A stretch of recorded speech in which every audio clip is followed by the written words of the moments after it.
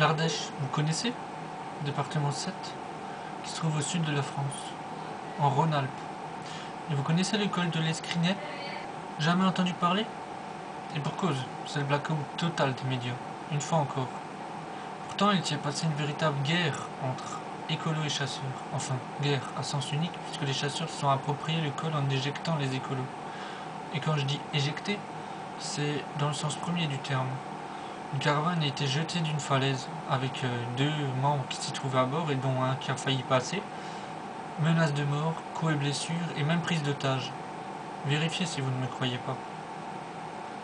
Bref, la situation s'était calmée ces 3 dernières années, donc c'est relativement récent, après une intervention attendue de l'État qui a, pour une fois, montré qu'on vivait dans un pays de droit. C'est assez rare pour le souligner, même si ça a pris du temps, plus de 20 ans.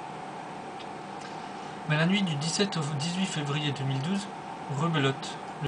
Le camp des écolos a été ravagé, avec feu volontaire et tronçonneuse, s'il vous plaît. Mais pourquoi, allez-vous me demander? Eh bien, c'est très simple. Le col de l'Escrinet est un passage obligé de nombreux oiseaux. C'est donc un lieu parfait pour voir et compter des oiseaux. Et pour les tuer aussi, car non, les chasseurs n'aiment pas la difficulté. Ils préfèrent faire des cartons dans ces endroits faciles d'accès et faciles à cartonner. Quoi de mieux que l'émigration? Les oiseaux sont plus ou moins affaiblis et sont obligés, instinct oblige, de passer par certains endroits. Comme les écolos avaient acheté certaines parcelles, ils ne pouvaient plus accéder partout où ils voulaient. Et ont donc commencé les persécutions, enchaînant les violences d'année en année, jusqu'à il y a 3 ans, où ça s'était enfin arrêté.